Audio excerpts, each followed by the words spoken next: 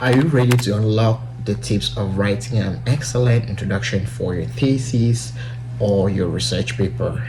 Get ready, because in this video we're going to dive into the world of academic publishing to share very important tips each researcher needs to know as far as writing an excellent introduction to either a research paper, review paper, or thesis, or any paper which you want to publish in an academic journal.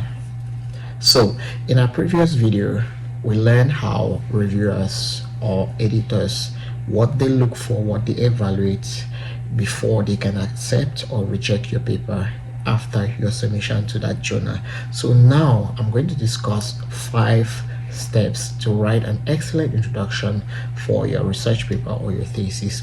Hi, I'm Dr. Rajas, a research professor here in Korea. I'll be discussing 5 steps involved in writing an excellent introduction for a research paper or your thesis to ensure there is clarity, relevance, engagement, and above all to ensure that your paper is being accepted for publication without any bias or without any conflict. So when drafting your introduction, the first you begin by providing a background information to conceptualize the topic of your research paper or your thesis or whatever paper you're writing.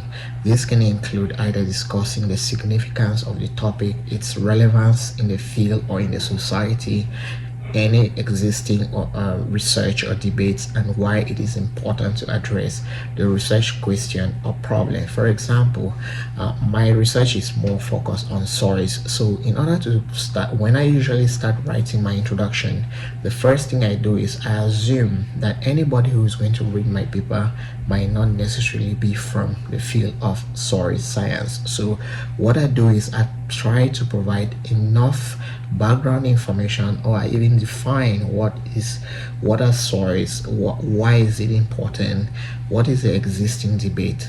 It all surrounds the concept of soils before I proceed or dive into the paper. The second step is to state the research problem or question. Clearly articulate a specific research problem. So you need to clearly define the question. What is the question that your paper aims to address? This should be concise, it has to be focused, and provide a clear direction for the reader to understand the purpose and the scope of your research. Like, for example, you see lots of papers people do write just because they just want to write. If you're, for example, you want to write about the importance of climate change in the society, after providing the background concept of why climate change is important to be studied, the next thing could be, for example, you could say, at the moment, use keywords like at the moment, as of now, there is limited research on explaining why climate change is important for maybe plastic contaminants in the environment, or maybe why climate change is important for the study of the death of earthworms and all of that. So you need to really be concise, to be precise, to bring out the problem or the question you are trying to address. So the third thing is to provide literature, existing literature. What is the research which previously people have done already in that topic? You need to state or bring out a couple of them. You summarize the key findings, you identify the gaps or the limitations in the current knowledge, and explain how your research will contribute to filling those gaps or advancing the field. This helps to establish the rationale or the significance of the study. And this is one step which a lot of people usually find difficult in establishing, but it can be pretty simple and straightforward if you look at what other people have done and how you are going to contribute in order to improve or advance the knowledge. And most often, most people will not require you to be adding something so great. It could just be something very little. For example, you could say in the concept of climate change, you could say, okay, in the past, a lot of people have done research, mostly, let's say, in Africa, and Most of this research in Africa has been done in the dry season.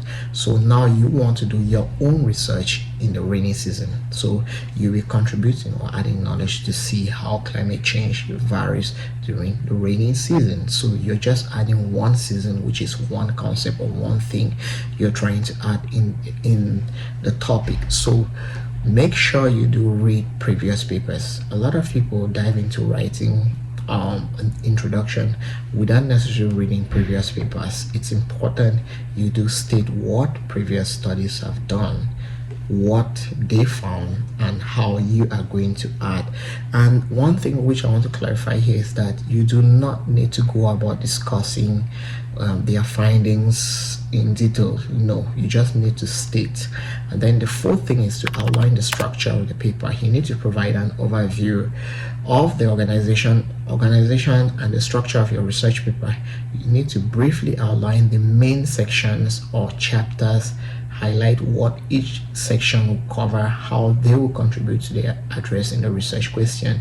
This will help the reader to anticipate the flow of your paper and understand how different parts are going to relate to each other. For example, if you're writing still on climate change, you want to write on how climate change varies during the rainy season, and you start by saying, okay, you're gonna write to see in the rainy season or a season of heavy rainfall, let's say in Africa, for example in Cameroon, in the tropical region, that's usually in May, June, July. So you're going to expatiate that you're going to be covering data on May, June, July. There is a flow, but if you just go ahead and put it haphazardly, July, May, June, it tends to be confusing both to the reader and to yourself, because mind you, the essence of writing research paper is for knowledge to be communicated and not to confuse people. So the fifth thing is the purpose and the objective of the study.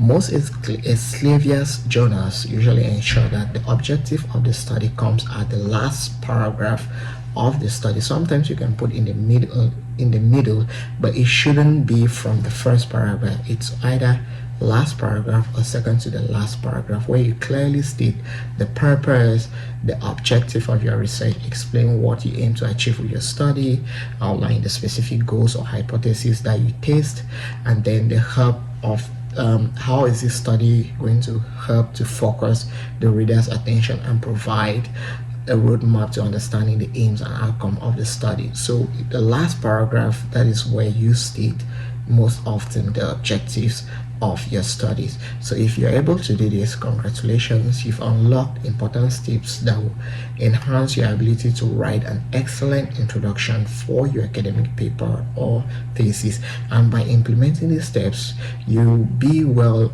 on your own to increase your credibility, to showcase your research and maximize your chances of your publication being accepted.